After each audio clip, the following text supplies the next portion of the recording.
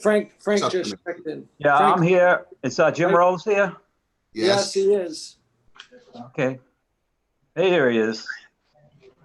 And just one more reminder, guys, if you're not speaking, please keep yourself muted, or else there's a lot of feedback. If you have any music on in the background, shut it off. Okay, here we go. Hi, folks. Nice of you to make it today. This is an emergency meeting of the Subcommittee of Department of Public Works for Revere City Council. In today's session, we're just going to talk only about the permit parking ordinance that was recently put together by the Traffic Commission several months ago and ready to be implemented. And I'll jump on Jim a little by on or about November 15th. What I'd like to do first is let Jim say his piece, of his thoughts on the ordinance. Then Paul Argenzio, who is the chairman of the Traffic Commission, and Frank Stringy, a member of the Traffic Commission.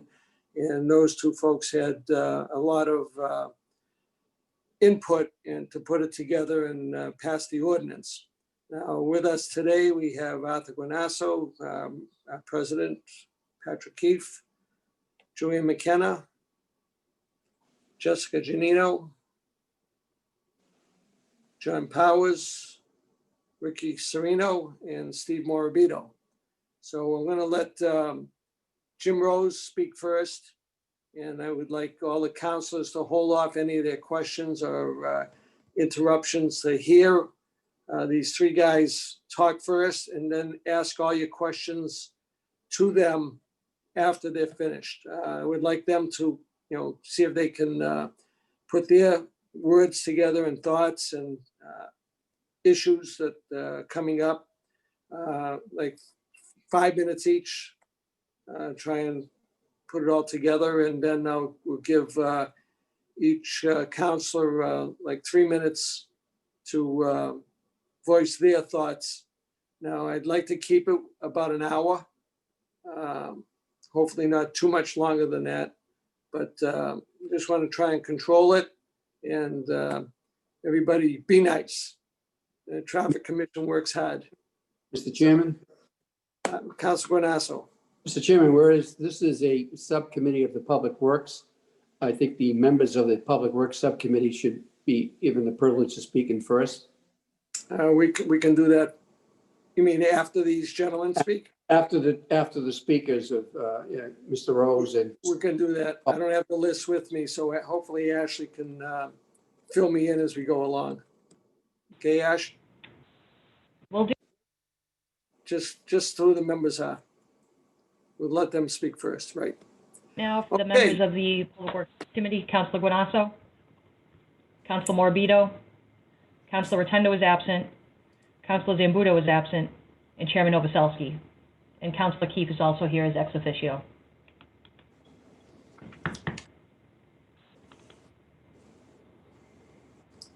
Yeah, no. Okay, good. Thank you. So noted, Councilor Guanasso, and we will do that. Mr. Rose, are you available to speak? Jim? Unmute.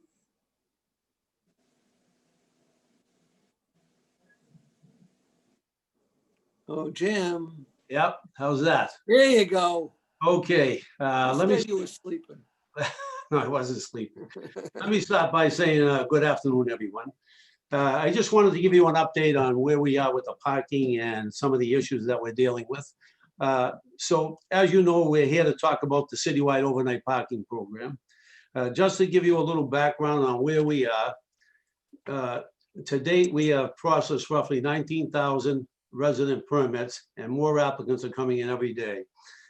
We are also now focusing our attention on processing all of the other permit applications, such as visitor, caretaker, commercial, business, etc., that are coming in. Signage is up throughout the city, but I'll leave that up to Paul Argenzio to discuss that at his time of speaking. There are lots of concerns from residents that I am hearing. Most have to do with apartment buildings that, according to the ordinance, do not qualify for stickers, or the only sticker per unit. None are eligible for visitor passes. That is the most often heard complaint. Residents don't understand why, if they are paying excise taxes to the city, that they don't qualify for a permit. Other concerns we are hearing from residents who have out-of-state plates with second homes in other states.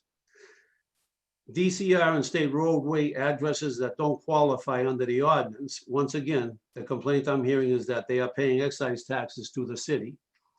One visitor pass per household is another issue. Previously, two were issued. Basically, the way the ordinance was written, many condo apartment buildings were excluded from the program. I believe this had to do with the zoning regulations at the time the ordinance had been written.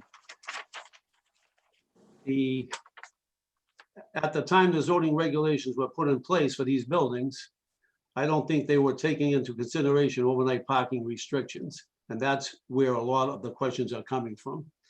Right now, we have 62 condo or apartment buildings that qualify for one sticker per unit, and 92 condos or apartment buildings that don't qualify for any. It isn't as simple as if you pay excise taxes to the city, you qualify for a permit. That was not how the ordinance was written. And finally, I just want to add that the parking department is just following the policy. We don't make it, but clearly it could use amending, in my opinion, and I would be happy to make suggestions. At this point, I'd like to turn the meeting back to Ira Novoselsky, Councilor. Thanks, Jim. Now, Paul Argenzio is Chairman of the Traffic Commission. Would you give us a little history and Sure. what do you think we can do? Yeah, sure. Thank you very much, Ira. I think, well, as far as the signage goes, to date, we've put up about 1,900 signs. We've pretty much touched every area of the city. The idea was to go through, put signs up on telephone poles and existing poles. Once that's done, just to get the word out, get everybody used to seeing the signs, we'll be coming back around again and installing poles where there's large gaps. So it seems like a lot of the controversy or a lot of the questions come from these buildings that are excluded from getting a resident parking sticker. So I sit on site plan review, and when buildings and apartments and condos come into the city, the biggest problem or the biggest question from residents and counselors is, what impact is this going to have on the neighborhood? Where are these people going to park? What's the traffic going to be like? And these developers assure us that there's adequate parking on their property. So to now issue resident parking stickers to all those people that pay excise tax in Riviera, and I understand they pay excise tax, but it's completely contrary to the position we take at site plan review when we don't want to impact neighborhoods adversely. So now, in looking at the ordinance, the first sheet that you get, some of the buildings are eligible for one sticker per unit. Now, some of these are older buildings that have been around for a while. I know I've been contacted personally by some of these residents, and a couple of them have a point. In Beachmont, there's a couple of places that have absolutely no parking whatsoever on the property. So there might, in my opinion, we might be able to look at that and amend it a little bit. But for the vast majority of these, we've assured neighborhoods when these buildings come into their neighborhood that it's not going to impact their neighborhood with traffic and cars. So I would hate to go the opposite of what we've been saying, when these developments come into the neighborhoods. All right, that's it for me. Okay, Frank Stringy. Thank you, Ira. As Paul said most eloquently, the main objective of this program is to minimize on-street parking and maximize it for the residents, but minimize it for those developments that have adequate parking, that meet the parking requirements per our zoning ordinance. And we deny a lot of developments that come before site plan review. They end up coming before the ZBA for parking variances. And conditions are put on those variances that stipulate that the owner or management of the property shall not lease to anybody that has a vehicle.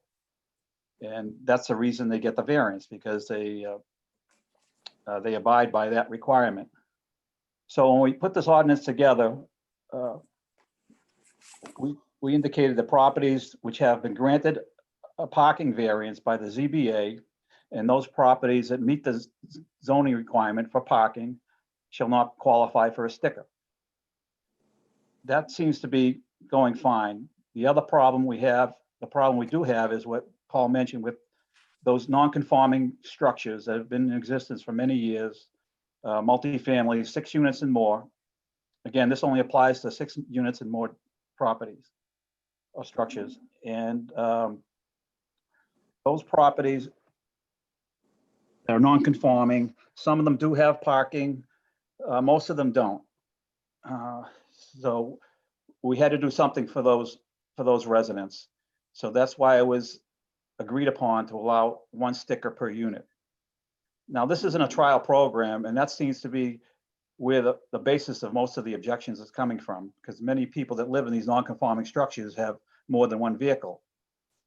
And I talked to Jim Rose on this and Paul Argenzio, and since this is a trial program, we're looking at reevaluating that section and putting that in the category of allowing those pre-existing non-conforming structures to have 1 sticker per automobile, just like the single 2-family homes are. So that's where we are right now. And so it's up for discussion. We can do something about this. We seem to get more and more complaints regarding these 1 sticker restricted buildings.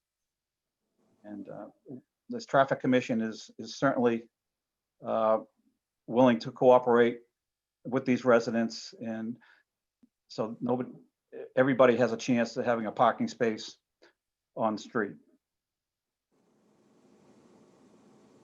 That's basically the summary that I have. Okay. Well, I don't know, personally, I don't know where a lot of these sections F and G came from, but we can discuss those. But I'll let, a couple of the other councilors go first, but I have received many, many phone calls about the 1 sticker per apartment issue. And that's the main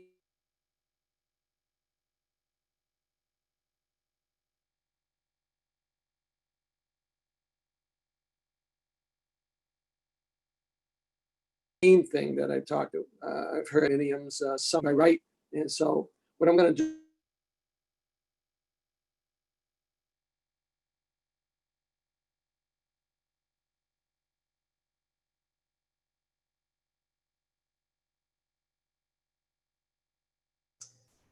Ira, unfortunately, I think you're frozen up.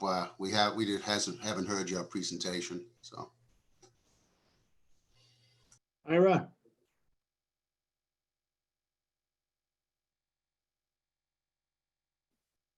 So if it's okay, fellow councilors, since Ira's frozen, I think his intention was to have each councilor speak in order. So I think we might as well get to that. I know Councilor McKenna has her hand raised. I know that everyone wants to speak, so if I can help Ira, I'll just go from the screen, around the screen, and we'll go from there. So Joanne?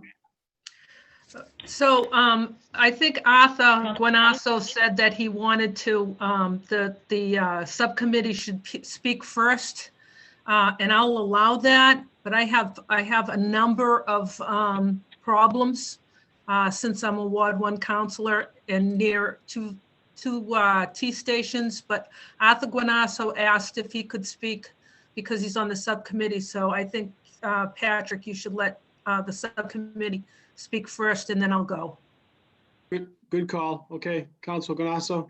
Very simple. It's the practice of all subcommittees. The committee members speak and then councils enjoin thereafter. It's But- not my subcommittee. I'm sorry, Arthur. I apologize. I was just So help jumping in. What we have here is a major issue that a lot of us councilors are receiving this.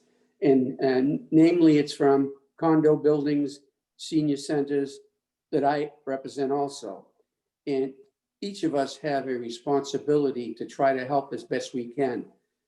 But we must be objective and mindful of what we have tried to do as a city council and in cooperation with members of the administration, such as Mr. Rose, Paul Argenzio, that we have to come up with a solution to what's taking place in our community. Number one would be an overrun by cars. And we had to come up with some sort of plan. I've been trying for 5 years to get this implemented. And I said that it would be a trial and error method when we started, but let's get something off the board. So we started. So now we have to critique it and do as best we can to help those residents who have a Revere car that's been registered within the cities of Revere. And so that's mindful. But we wanted to alleviate the congestion that was occurring from all these people taking advantage of the overnight parking in our community. Airbnbs and people renting out rooms. This is going to help that situation to the fullest. And neighborhoods are going to finally get cleaned up from all these intrusion of cars that really and rightfully don't belong there. So I hate to see the program watered down. We have to work with those individuals who have these concerns, and I have Friendly Gardens, Village Court condominiums, Watt Street development. They all have these problems. And the most recently, the Murray Marsh Flats, well, they were only licensed a couple of years ago. So they should have had a game plan in place. So I think that it's mindful that we take every individual concern by how old the establishment is, such as some of these buildings were built in 1974. Now, certainly site plan review wasn't in order in those days, but the ones that did appear, as Paul Argenzio stated before site plan and gave a promise that they wouldn't infringe upon the neighborhoods, well, they should be excluded, at least an exception be made. But the ones prior to site plan review, they shouldn't be punished for what happened. So that's my point. And I appreciate, and number one, I give acclimates to Jim Rose for doing such a wonderful job in managing such a very sensitive thing that's happening and a beneficial one for all of us. Thank you, Mr. Chairman. Excellent, Councilor.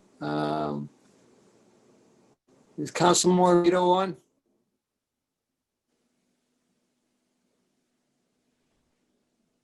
No.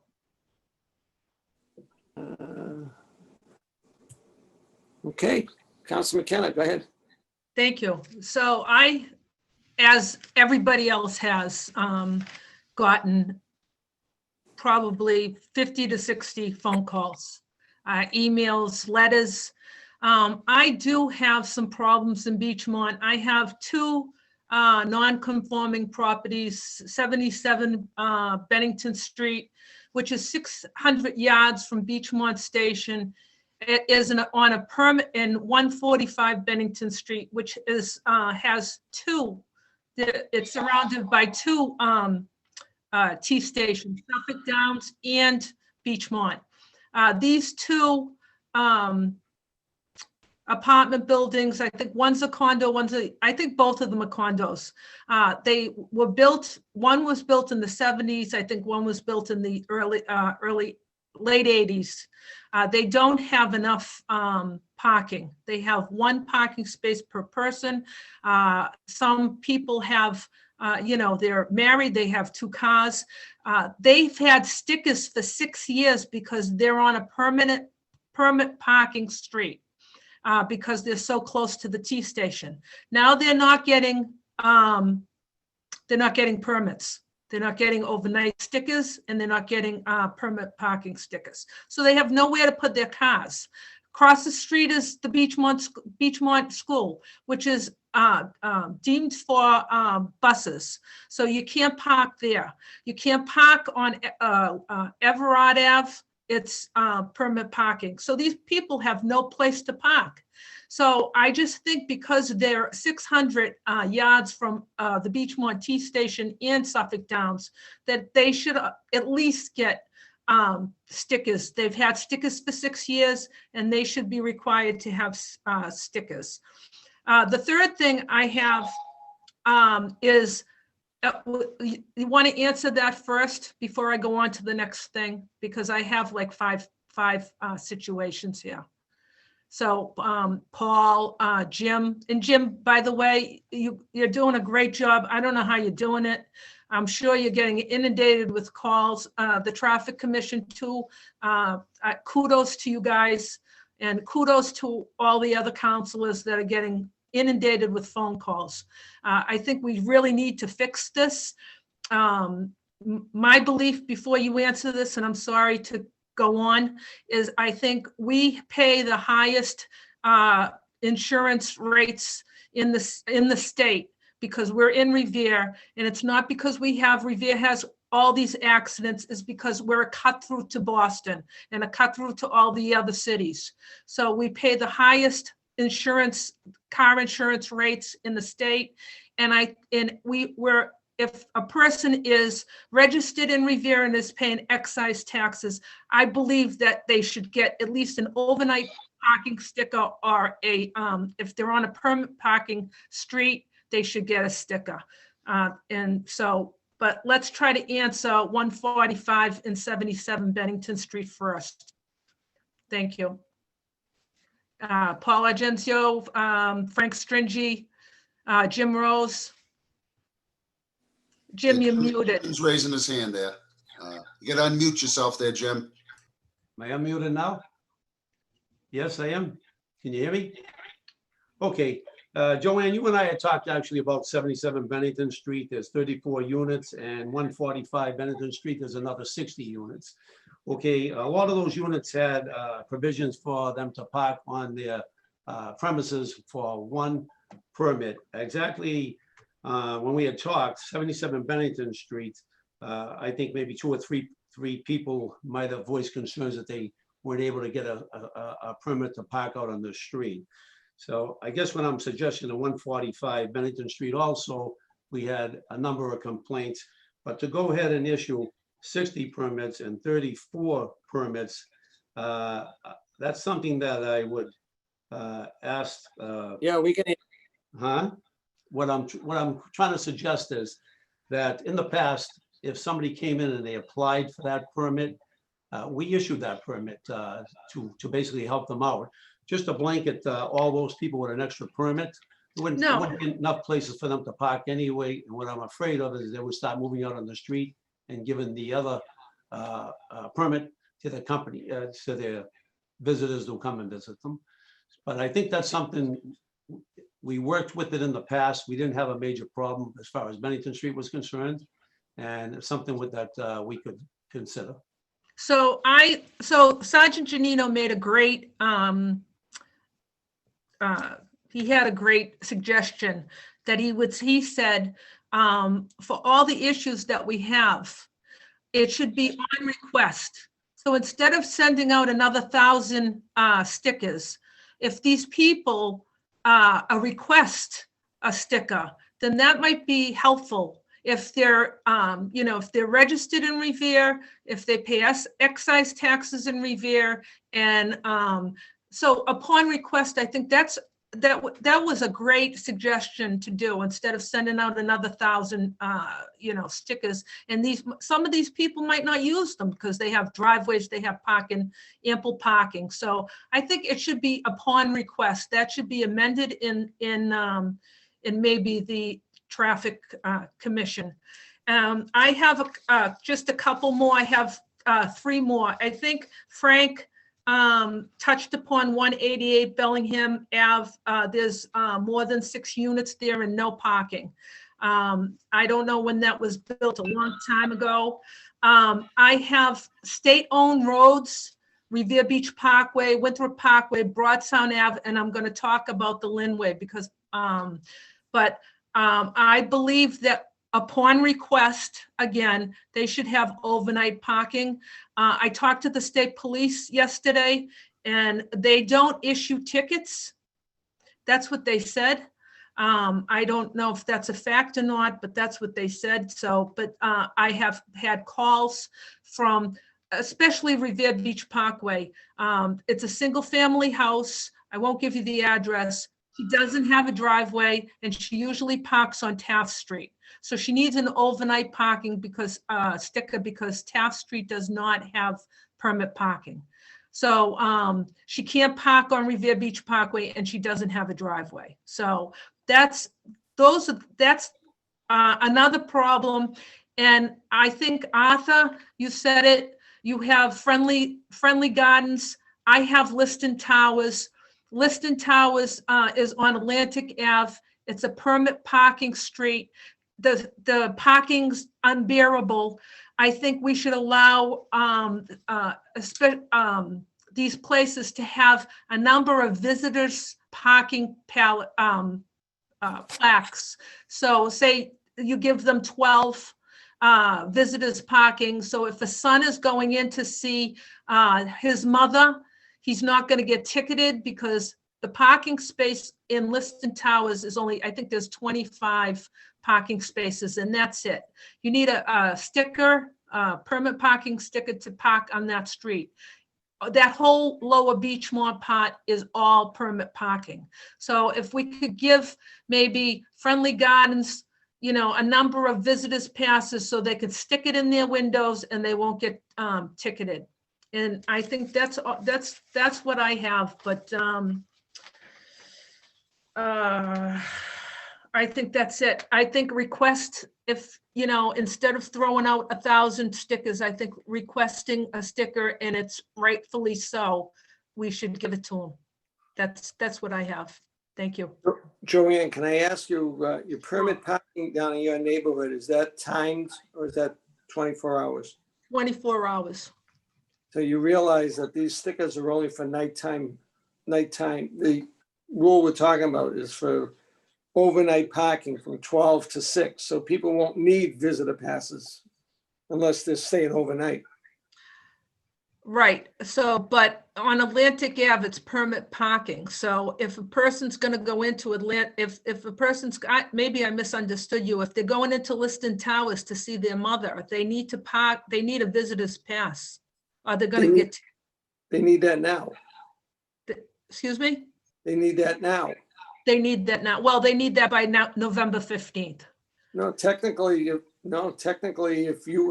there's 24-hour parking there and someone comes to visit, they need a visitor pass. That's Right. what I'm saying. That's what I'm saying. They can get one. They should have one. It's eligible now, even before the November 15th. Oh, so Liston Towers is eligible for a visitor's pass? Well, I don't understand. they would have up to now, if I'm correct.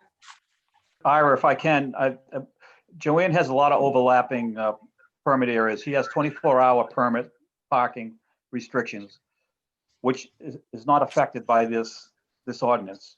I agree. So I agree with you. she has no concern with those properties. The biggest issues are the ones 8 to 10 units, 8 to 16 units, non-conforming structures, and some of them do have parking. So Sergeant Janino and I and Jim Rose and Paul Argenzio talked about evaluating these on a case-by-case basis because some of them do have parking for their That's residents. Some people have paid for the parking spaces that they have, and others don't. So we want to appease the ones that don't, and we'll take it on a case-by-case basis.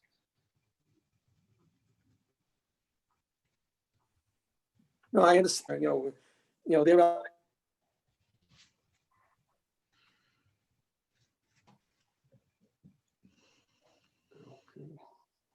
You're frozen, Ira.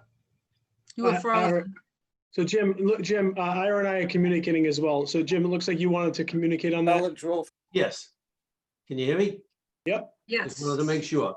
As far as these like Friendly Gardens, 45 Dolphin Ave, I have a suggestion that might work. Once we start, and I actually thought 45 Dolphin Ave, we weren't issuing visitor permits. That maybe I'm incorrect on that. But an idea that something that I had actually thought of that would be very helpful. When you start giving out a lot of visitor permits, they start to be abused, and what happens is people are using them. So what I would like to suggest that maybe we could do to help some of these residents in some of the these apartments like 45 Dolphin Ave, maybe I haven't been in there in a long time. I was in there years ago. Maybe there used to be people that would sit there in the office.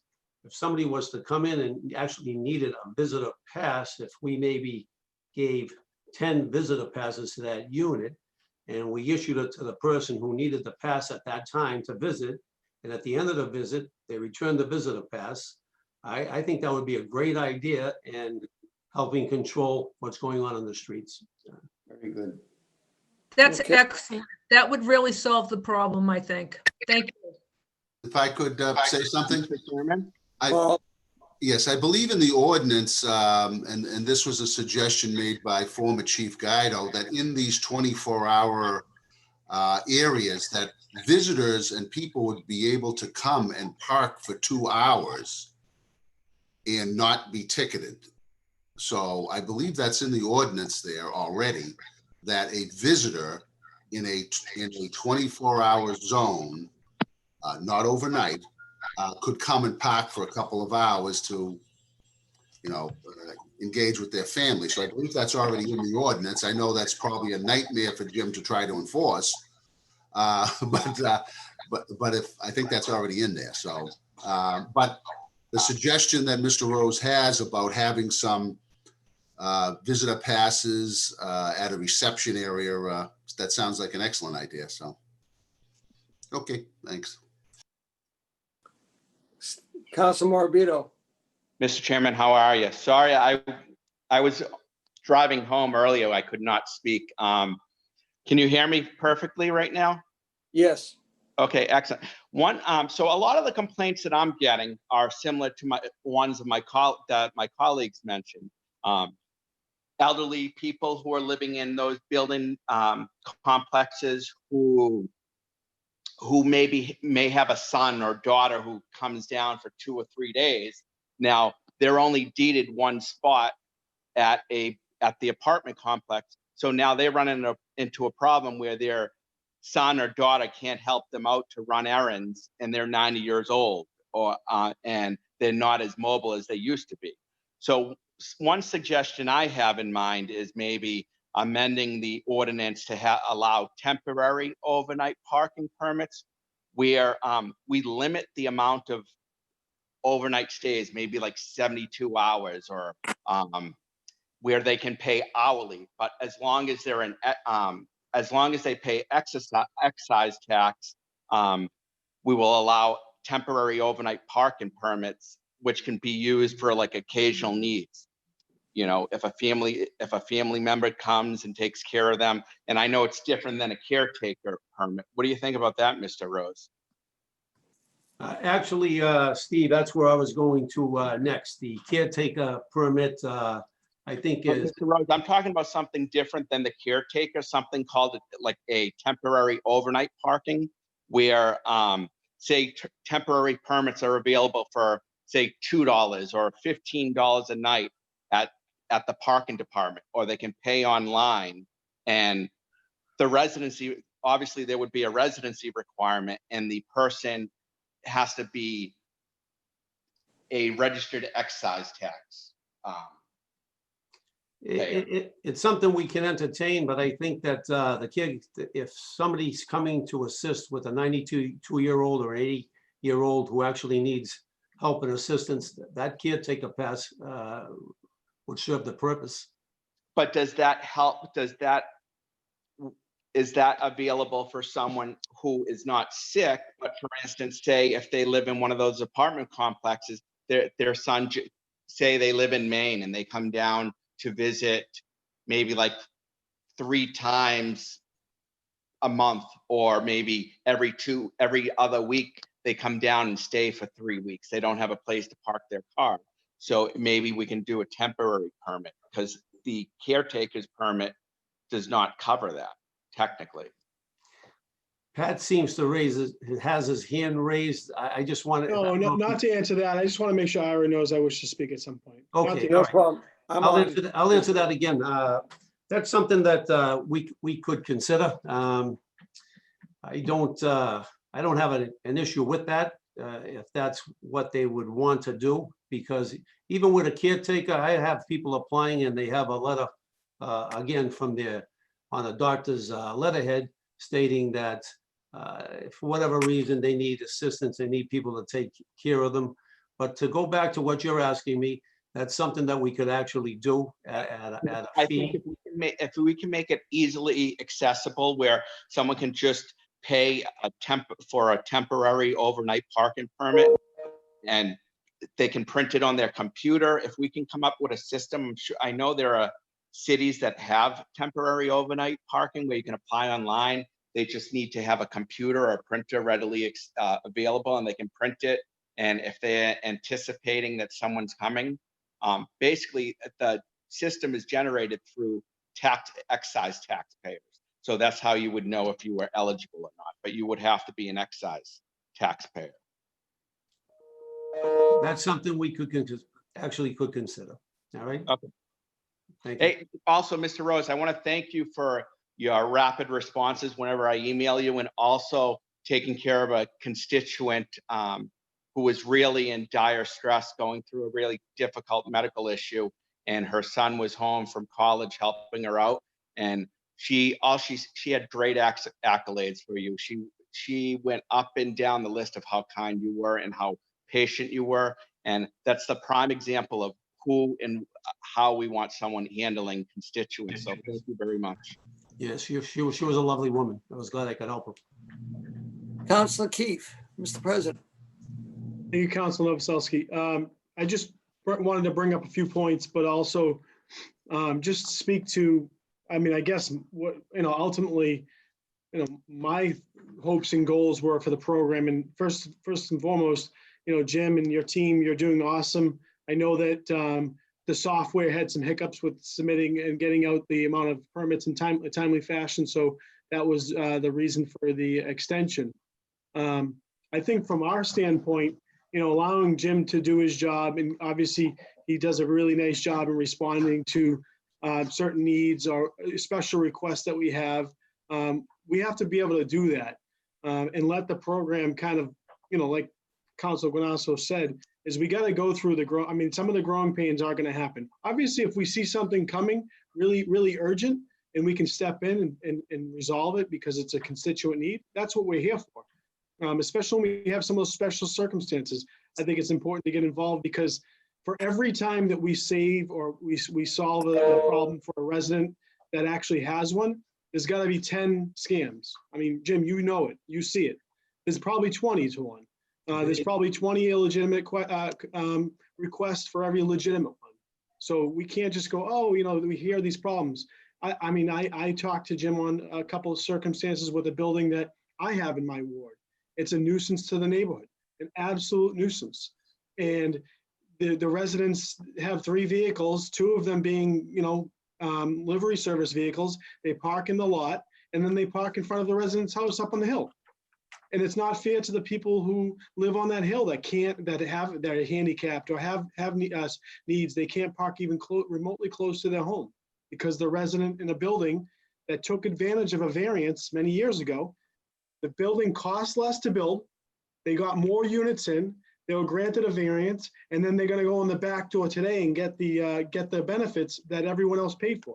It's not, to me, it's not fair. So what I would expect is that we stand the ground and let the program work itself out, and then we can go after special circumstances for I don't know, Councilor McKenna or Councilor Novoselsky, your specific ward needs, but I know some of those buildings were built so long ago and the residents are in need, so we should try and support them. But I do know the buildings that we approved, that we vehemently said, are there going to be a lot of parking in these buildings? No, great. You're not getting any parking permits. And you know what? For the most part, some of those builders that get criticized, the ones that get criticized the most are the ones that I talk to every day and say, hey, they're gonna have to deal with it. And they're good about it. So mostly it's the buildings that were probably built more in the 80s and early 90s that we're struggling with right now. But they're coming to us saying, we're gonna build more units with less parking.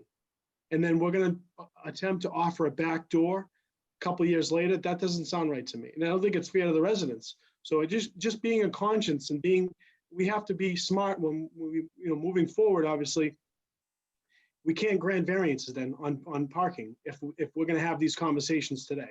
Like, we have to think about that, because the perception is we'll just go ahead and give them parking permits later on. And that's what I hear residents saying more now than ever. More residents are calling me saying, hey, they didn't get the amount of parking and you're gonna go ahead and give it to them anyway. That doesn't seem fair for the guy who built their property right and spent the money to have the right amount of parking spaces. That doesn't seem fair. And I'm like, you're right, you're 100% right. So that's where I stand. I hope that we give Jim and his team the ability to roll this program out, to do it well. And then obviously special circumstances, the residents that are in need, the people that we need to help, absolutely. But again, I just want to say it for the public. For every one normal request we've had, I guarantee we've had 20 illegitimate ones. Someone trying to skirt the system. Maybe more. Jim, I mean, you can tell me. You could say it. No, Pat, we have. If I decline them a visitor, next thing you know, they went to try to get a health care. Right. They keep on trying and trying, and we're trying to keep them as honest as we can. And we want to help people when we can, and we do. We Right. do. I'm fair with everybody that comes down there. We've answered hundreds and hundreds of emails over the past 5 or 6 weeks. Phone hasn't stopped ringing. It's starting to slow down now. Honestly, I think we're doing a terrific job in catching up. We were behind, but now we're issuing permits. If anybody's listening out there, you can come to the parking department. We can issue a permit on site. If you haven't received one, it might be a good idea to contact us or go to revere.org parking. And from there, you can follow the prompts and you can, very easy to apply for a permit. A lot of people are under the impression that just because they paid their excise tax that they're going to get a permit. That hasn't happened. So if you follow what I just said, we will be very helpful in getting you a permit if you don't have it yet. And thank you. And like I said, I just want to say it again, you're doing a great job. Your team's doing a great job. And this meeting, to me, in my opinion, was more to make sure give everyone the right people, the people that deserve these permits, the understanding to know how to get them legitimately. If you're having the struggle, even me, I personally didn't get mine until last week, which I'm very, very grateful for. It was a hiccup. That's what happens. So you guys in the city decided we're not going to enforce this until we get it right. And then when it is right, it's going to be enforced, and it's going to probably be a warning, maybe a second warning, and then at some point it's going to be fine. Thank you.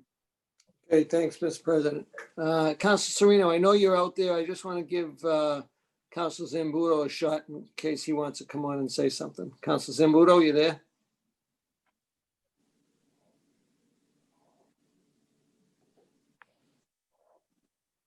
You're on mute.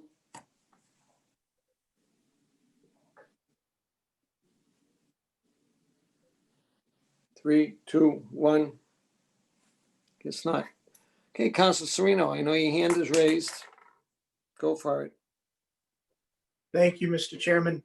First, I just want to say thank you to Jim Rose. You've been phenomenal. Most of my calls in Ward 6 have just been, like Council President Keefe said, the hiccups. Some people haven't received their permits yet, and you've done a tremendous job kind of walking them through and assisting when issues have arisen. I just have a couple of questions. So there's been some confusion. If you have the resident sticker, are you allowed to park anywhere overnight in the city? So say I'm visiting somebody in the Point of Pines. I live on Carlson Ave. Would I be able to park my car in the Pines overnight? Or is it really, when we say adjacent streets, is it literally, if I live on Carlson Ave, I can park on Carlson Ave, Fenley Street, and Malden Street? How are we determining that? Your permit, your overnight permit would be for your street and the adjacent street. We have a way to actually track that. We just scan your inspection sticker and that'll show us the data will come up in a handheld device and we would know you were there. You wouldn't be able to take that. If you went down and you visited somebody down the Point of Pines, you'd have to use their visitor permit in order to park overnight. Thank you. So that was one question. The other, a person in Ward 6 had mentioned to me, and I don't, this is really kind of a question, I guess, to the vendor, but maybe you've heard and maybe you'd be able to answer this. So everybody in her household received their stickers except her. She, her sister, and her other sister all have green license plates, the old style Massachusetts green plates. Now we have the red plates. But do you happen to know, she wanted me to ask, do you happen to know if because some of these license plates are older and the registrations are older, is that part of the reason with the hiccup in the system? Did it have anything to do with the red versus green plates? I would say no on that. A lot of some people fell through the cracks. I don't really have the answer why. What we were trying to do here at the beginning, it was very hard to identify parcels to excise taxes. And I had actually talked to Council Novoselsky about this earlier. And he said that the election department had also tried to do that. And they had a very difficult time getting a list that would be helpful. Since I talked to Ira, I straightened that problem out. So I guess your answer to that is it had nothing to do with the plate. So more than likely, if she wanted to contact us, if she didn't receive it yet, you had actually sent me one person like that from, I forget the name of the street, Councilor Sereno. We actually helped her. As a matter of fact, I actually dropped the application off at her home to help her out with that. And she was very, very happy because if I feel like somehow that we caused that problem, I was on my way home. I took an extra 5 minutes, was in an envelope, dropped it off, told her I'd pick it up in the morning. She said, no, you didn't have to do that. And she got it. She got it back to me and she got it from me. You're a gentleman, Jim. Thank you for doing that. And just one final, this is more of a suggestion.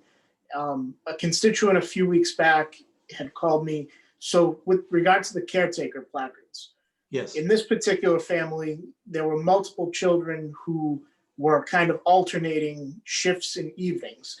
And the way that right now the ordinance is written, only one caretaker placard can be issued to one vehicle.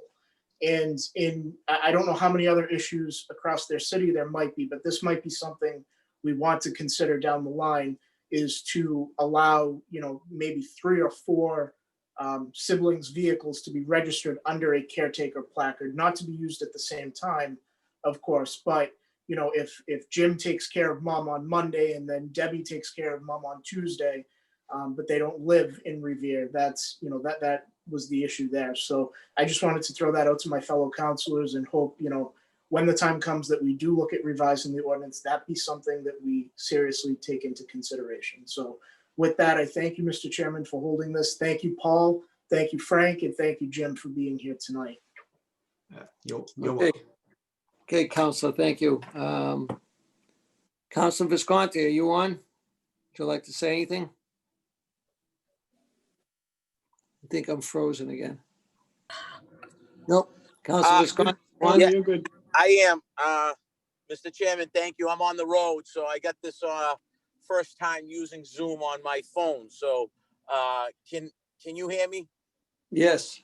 Okay, great. I want to say thank you, Mr. Chairman, and and thank you to Mr. Rose and Paul Argenzio, Frank Stringy as well for trying to work through the kinks on this program. And I kind of feel the same way as Council President Keefe in letting the program roll out the program and let's work out the kinks while it's out there.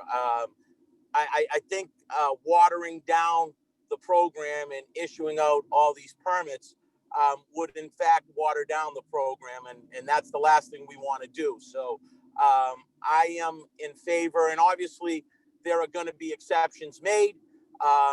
which we should all take into consideration. But what we don't want to do is start having people work the system and trying to get other permits for it. So I agree with my fellow counselor and would like to see the program rolled out, and let's work through the kinks as the program moves on. Thank you. Okay, Counselor. Counselor Powers, you there? I am here, Mr. Chairman. You're on, sir. Can you hear me? Yes. I don't have any questions. I have a couple of comments, okay? My first comment is I want to compliment Jim Rose on the fantastic job he is doing or trying to do to handle this situation. He is 100% on board, working for the city of Revere, doing the best job that he can.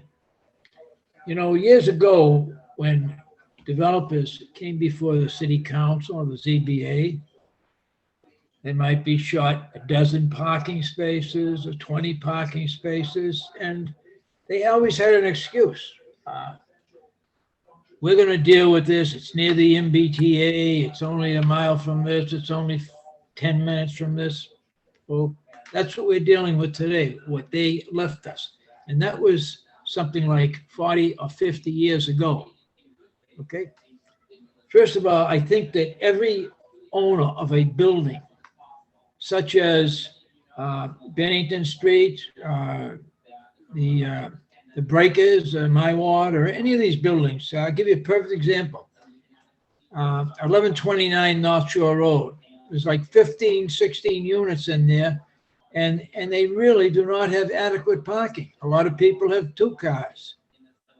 When somebody rents a building or a unit or sells a building, a unit in a building, they should be right up front with the people. Listen here, you've got 1 parking space.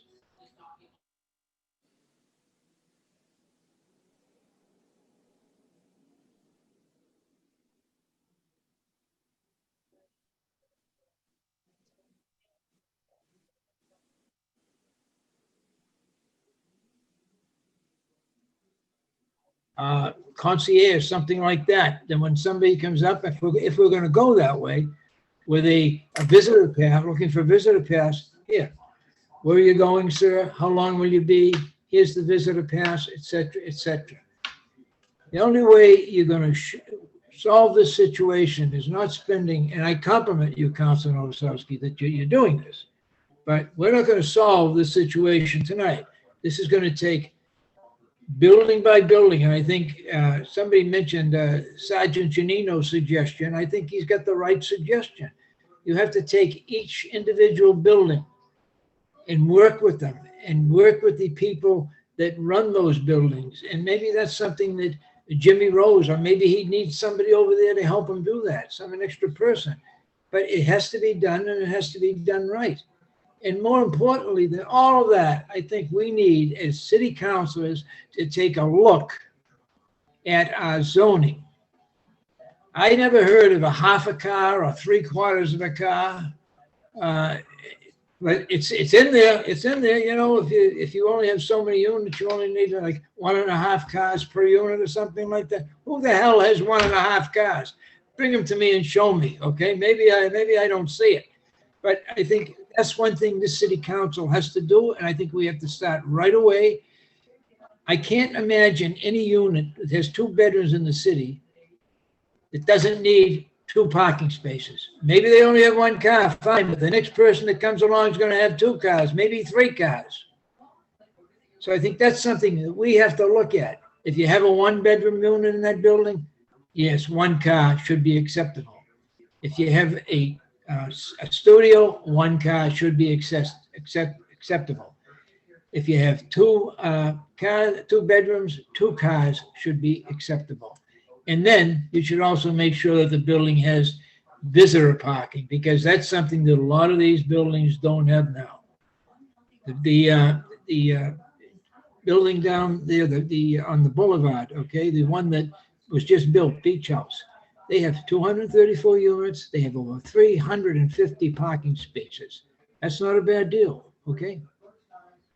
So these are the things that we have to look at. And the other thing we have to look at is in some of these areas, resident parking only.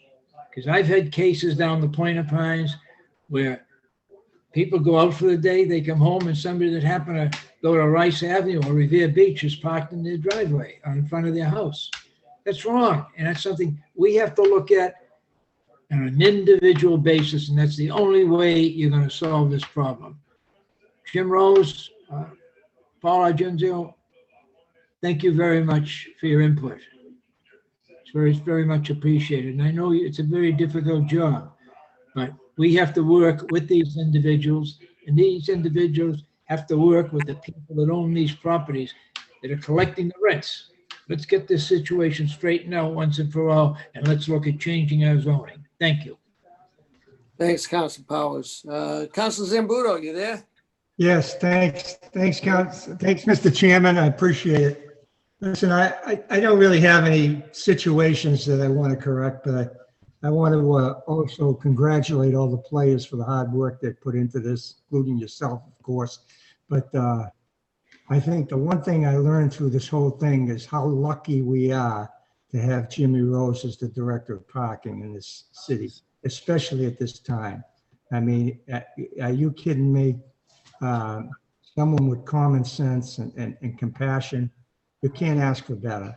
And, you know, again, thanks to Paul and thanks to Frank and thanks to everybody that I know has put a lot of work in this. And I exclude myself because I haven't, but I've watched the work that's gone into this, and I don't envy the kind of work that has to go in to make it right. And I agree with my colleagues that we're coming to a time where we roll it out and work out the kinks later.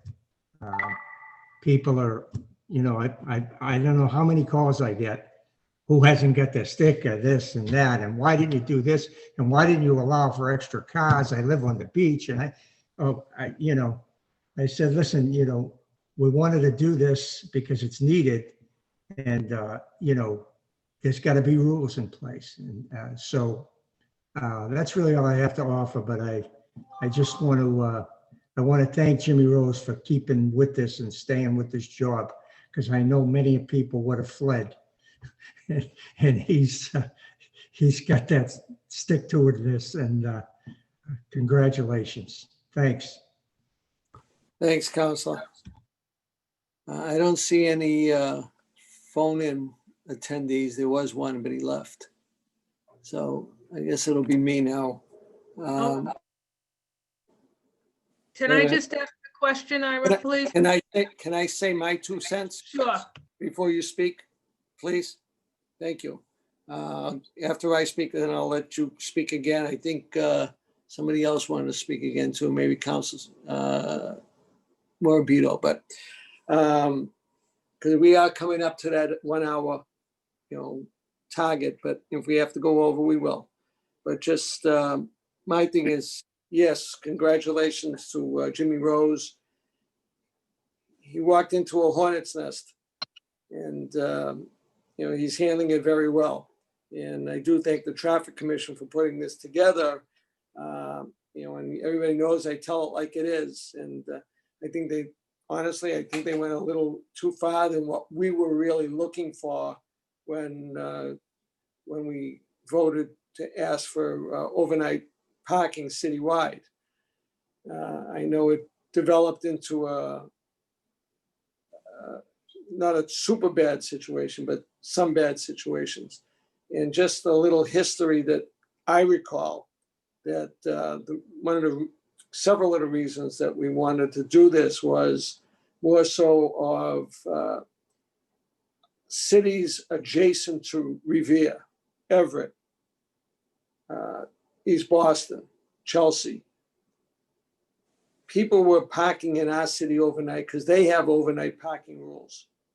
And our folks were coming home at certain times and not be able to find a parking space in front of their house to even take out their groceries, let alone let people off.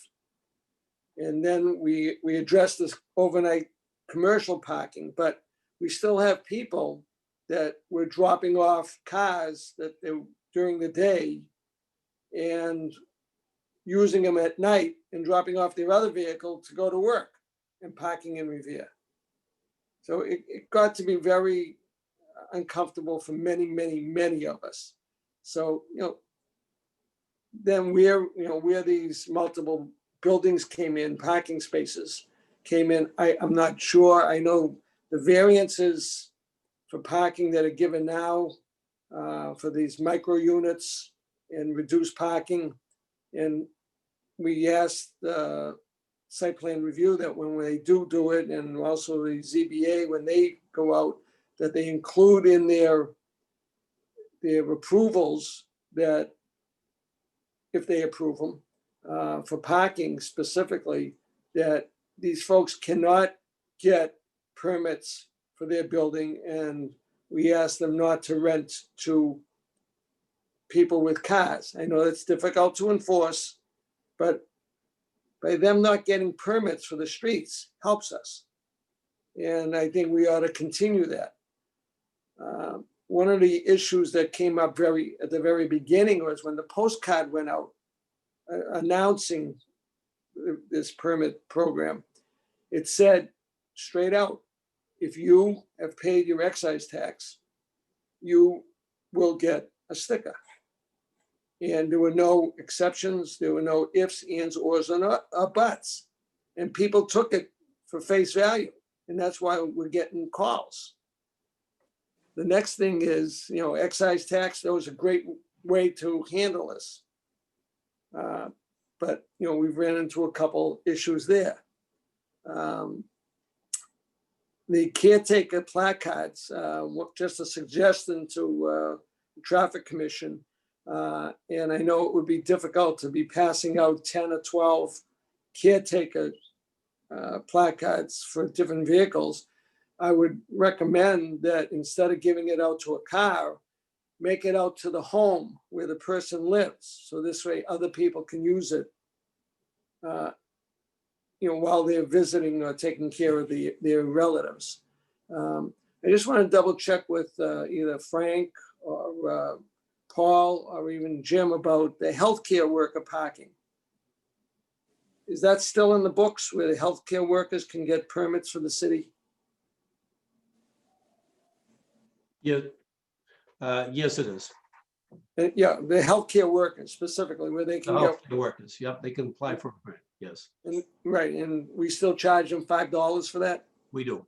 Okay, because I remember I put that in many years ago and it's been working terrific, so thank you. We talked about the parcel issue, Jim. And you said you have it solved, thank you. That had been an issue.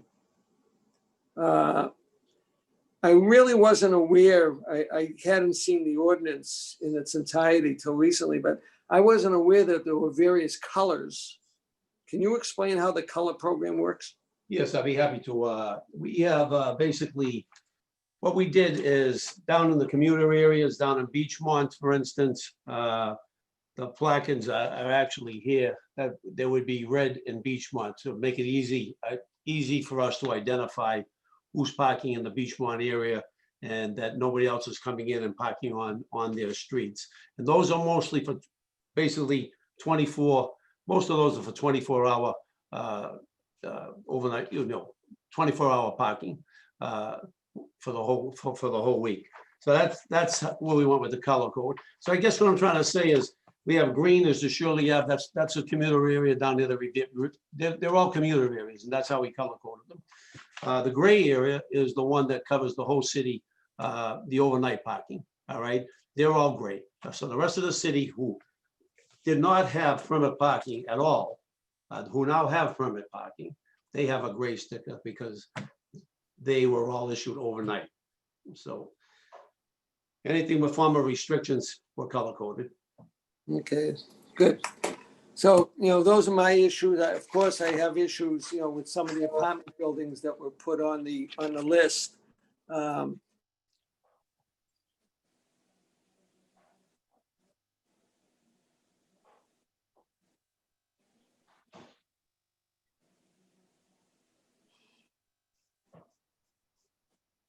Shocker, I know you're trying to cut down the number of vehicles on the street, but they're still entitled to, get something, and I think that has to be addressed. The visitor passes, I think we're giving out one per unit, one per apartment. Is that correct, Jim? One per unit, yes. So in other words, if you lived in a 3-family house and you happen to be on the first floor, you'd get one visitor pass. Person on the second floor would get one visitor pass, but one per unit, that's Okay, it. good. Okay, so that, that's, I think that's logical, because I know it was getting out of hand when you were doing two per. So Hey, I think that's all, that's all my, my things right now, and I can address things with the traffic commission as far as these apartment houses are concerned. But, I think we ought to reconsider the number of stickers per unit. And I know it's tough if they don't have parking on their property, and what are they gonna do? They've been used to so many years parking on the street with 2 stickers.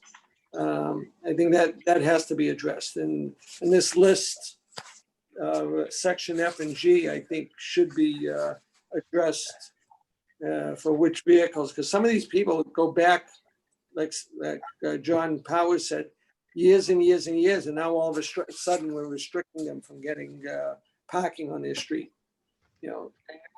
I know the city is very dense, but where do you stop? So I think that should be addressed, and I look forward to working with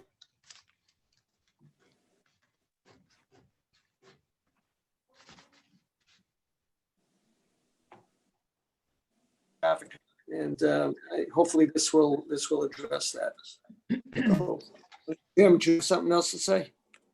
I'd just like to inform Joanne McKenna that, Councilor McKenna, I'm sorry, that 188 Bellingham Avenue, after researching it, they're entitled to 1 permit per unit. That's it.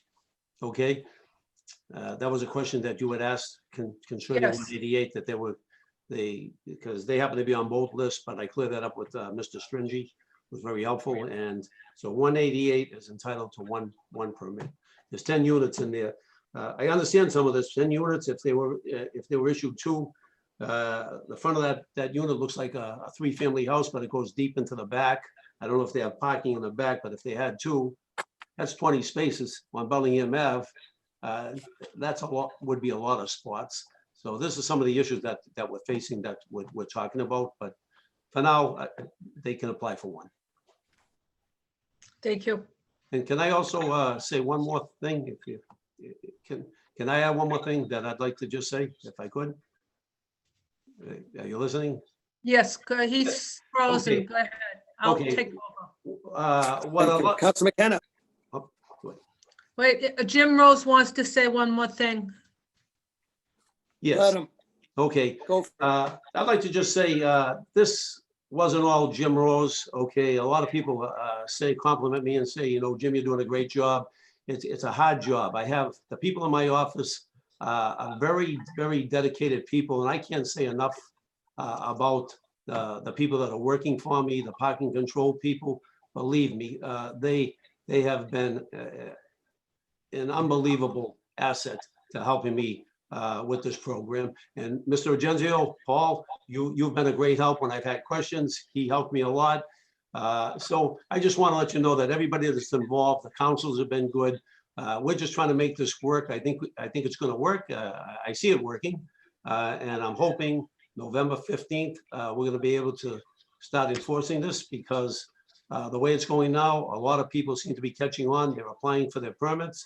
And I think we're going to be in very good shape by November 15th. Good, thank All's you. okay. Council McKenna, Thank you. anything else? Yes, I just want to ask Jim one question. So I was asked, and I didn't know how to answer it. If someone was having a party, and I know right now you're not supposed to have any parties, but if someone was having a party and they were partying until after 12 o'clock, how would we go about that? I hope you call the police. Call the car. I'm joking. Send them home. I'm joking. Send Okay. them home. What I'd suggest, if they had called us and said, look, we're having an anniversary party, a birthday party, we're gonna have 10 or 12 vehicles up here on this. This has happened in the past. We've made an exception to avoid the area. And then if Okay. it became out of hand for any reason, then naturally we would call the police. Okay, thank you very Right. much. You're welcome. That's. Thanks, that's- Sharon. Hey, Thank you. Jim, Yes. Ira, just a note. I was looking at the two lists.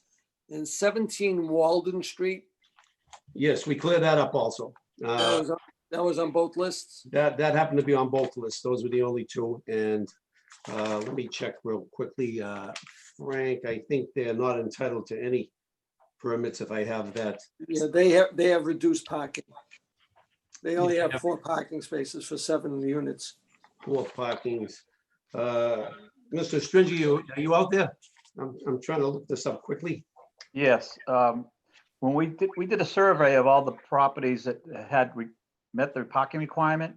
And that facility, as an elderly facility, did meet the parking. I think they have 7 parking spaces. They do have 7 units. Okay. There's 5 spaces in front and there's 2 on the side. So they did make the Okay. parking requirement on that building. And I'd like to say that all the buildings in section G, which are not eligible for parking stickers, they were all surveyed for their parking conditions to make sure they all had adequate parking. And they did. So we had a couple of, Walden Street. so we had a couple of ones that slipped on and got into G where they should have been an F, and we resolved that. Frank, where did Walden Street end up?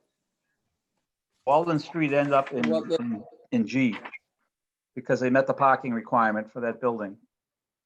Okay, so they're on G, not F. No. Okay. Okay, good, thank you. Anybody else have anything? Any comments before we close? Last Councilman minute? Wasowski, there's one resident with their hand raised. Oh, okay, just showed up. Let's let them on. Go ahead, I don't have it anymore. Sure. This person's been unmuted. Hi, Hi, name and address for your record, please. Jessica Gonzalez, 47 Nahant Ave. Hey, Jessica, how you doing? Good, how are you? Good. My question is it going to be 24 hours on the Nahant Ave area as it's desperately needed 24 hours? Because we do have like the bars, the restaurants, the stores where everyone comes to park on the Nahant Ave, and there's no parking available for the residents. Well, And this is a day in, day out type of consequence thing that I'm going through at all times.